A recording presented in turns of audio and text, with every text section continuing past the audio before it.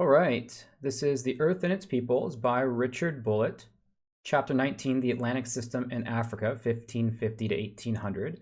We've got Section 2, Plantation Life in the 18th Century. So we're focusing primarily on what life was like for the slaves who lived in the West Indies. Last section, this is also the Caribbean. Last section, we talked about how many of these islands in the West Indies or the Caribbean became sugar plantations and used African slavery. So we're going to focus a little bit more on the life, what life was like in those areas. One thing to keep in mind is that this is a region of the globe that no one single power has a monopoly over. To keep in mind that countries like France, Spain, Britain, we might also add Portugal to this, Portugal in Brazil. There is also colonies that are possessed by the Dutch. So even though there are a lot of different European powers which control various islands, Saint-Domingue is the name for what is the modern day Haiti. That was the French sugar colony.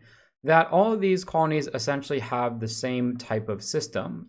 So there are a lot of similarities between, for example, an island like Cuba, which is controlled by Spain, an island like Haiti, which is controlled by France, and an island like Jamaica, which is controlled by the British. Very, very similar in a lot of ways.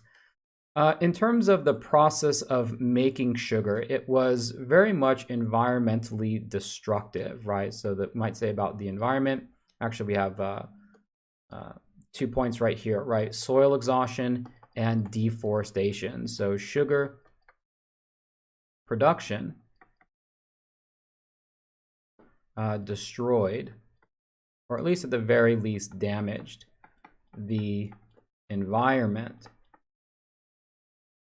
And that's because in many of these islands, what was required to produce the sugar that was in demand was economies of scale. And this is more or less a fancy term for saying the more one invests, the more efficient it is. To sort of illustrate this point, what they mean by economies of scale is, let's say that one invests in a sugar plantation. If one invests something like $100, what they might get out in terms of profit is $200. Now, one would think that if you invest in a sugar plantation that, let's say, costs $300, so it's a lot bigger this plantation is, you would think that you would still get double your money. But in fact, when certain economies work beyond this, when they work even more efficient than this, what ends up happening is you end up getting a yield or a profit that is greater than what the initial investment was. So right here we have something like ×4. And that's what economies of scale mean. It means that the more that you invest in it, the more that you get exponentially. So we might say exponential return. And so what this led to then was, more or less sugar plantations dominating these islands in a way that even when it came to food, food was imported to the West Indies. It was so profitable. To grow sugar, INDIES, that even land set aside for food was ripped up and made into a sugar colony, and that was, and then all the food would have to be imported from elsewhere. Now, in terms of the lives of slaves who actually worked on these plantations, it was absolutely brutal. And probably of all of the cash crops and plantations and commodities that were produced in the New World, one could make an argument that African slaves on sugar plantations had it the worst. There were other areas where you could perhaps make that argument. The Native Americans who were enslaved by the Spanish in the silver mines, that was pretty rough as well. Tobacco plantations were pretty difficult, but sugar might have been the most brutal work. In terms of demographics, recall demographics is a fancy word for population. On pretty much all of these islands, right? Whether we're talking about Cuba or Haiti or Jamaica or Portuguese Brazil, 90% of the slaves were, or 90% of the population were slaves, right? And they were, as time went on, increasingly and almost exclusively African in nature. However, it was the plantocracy that held pretty much all the economic and political power. So the plantocracy is a small percentage of plantation owners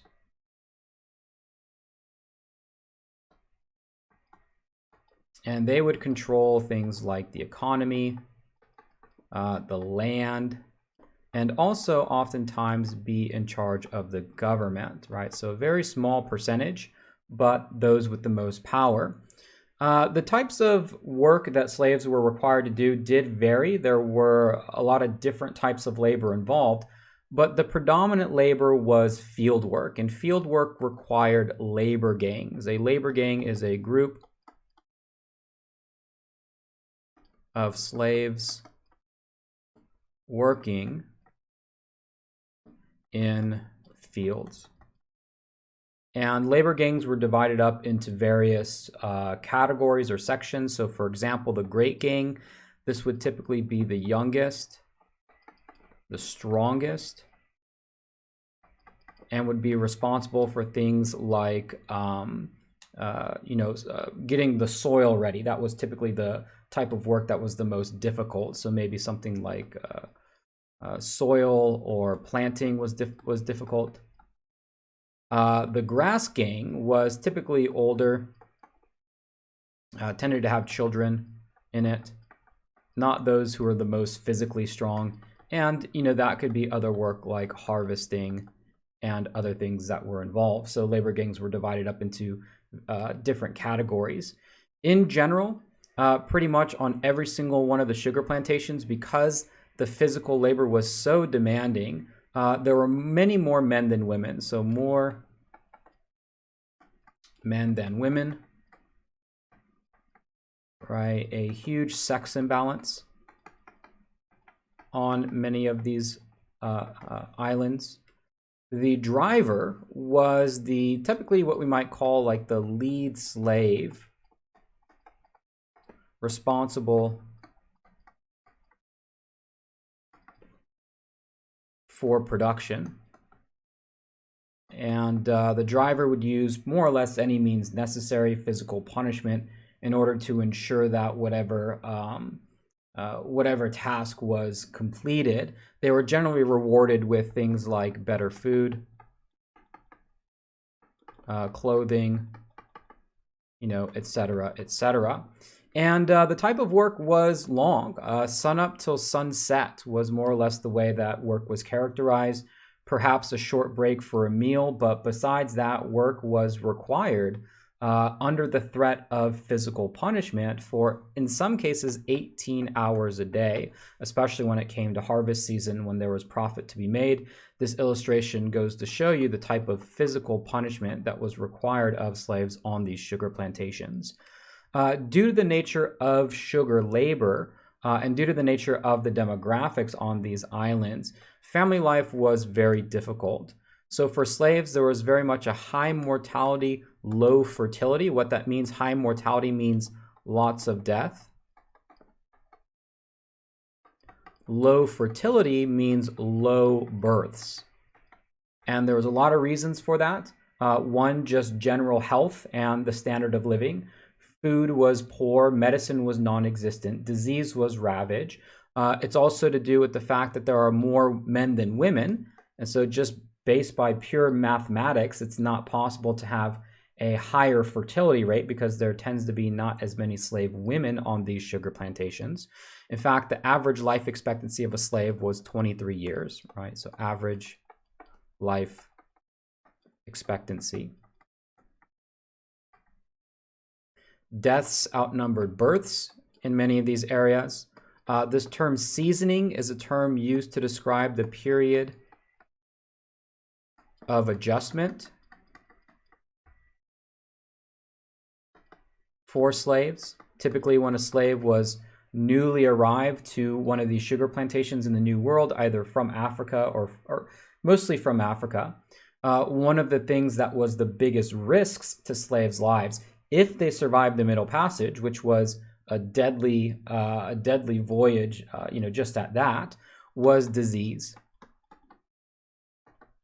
And perhaps 1/3 of all slaves died from disease once they arrived into the New World. And so this period of getting used to the diseases, perhaps fighting it off and building immunity, was called seasoning. And once a slave was quote unquote seasoned, then they were much less likely to die, at least at that moment, from disease, and much more likely to survive after that point. What did all of this mean? It meant that more slaves were needed. And so the importation of slaves was dramatically high, right? Exponential in nature. In fact, last section 18-1, we even looked at a graph that illustrated just the sheer number of slaves that were brought to the Americas during this Atlantic system. So all of these things are contributing factors. It's simply just a matter of slaves are dying in such a rapid rate that in order to keep sugar plantations running, more and more slaves need to be imported from Africa. Now, these harsh working conditions led to rebellion. In fact, on the sugar plantations, rebellions were a little bit more common. Some things that slaves had working in their favor were numbers. So in many of these sugar plantations, there were simply more slaves than there were of the free population. Also, there was a much more dense population. So for example, on a small island like Jamaica, the population of slaves was a lot more dense, which gave the ability to revolt a much better chance of succeeding. So we might say dense population, right? And sometimes these slaves rebellions could number in the thousands, and they were very much a frequent event to happen on these sugar plantations. One other thing that we're going to add is the role that culture played. For many slave owners, they believed that African culture encouraged rebellion. And so all these European powers dealt with this in different ways. The French, for example, took up Catholic conversion. On some plantations, Africans were mixed based off of language. So for example, Africa as a continent is a very diverse place, a lot of different languages spoken there. By forcing slaves to work with each other that spoke different languages, this was one way of destroying or at least limiting African culture. And so especially on these islands, in the sugar plantations, there was a real effort by plantation owners to really eradicate any semblance of African culture in fear that it might spark off rebellion. Now, to talk about the other people which are included in this population, the free white population and the free black population, pretty similar on whichever island that you're talking about. So for example, on the French island of Saint-Domingue, there was a class of people called, quote unquote, the Great Whites. These were the plantation owners. Little Whites, these were generally free whites who probably own slaves, but have sort of less lucrative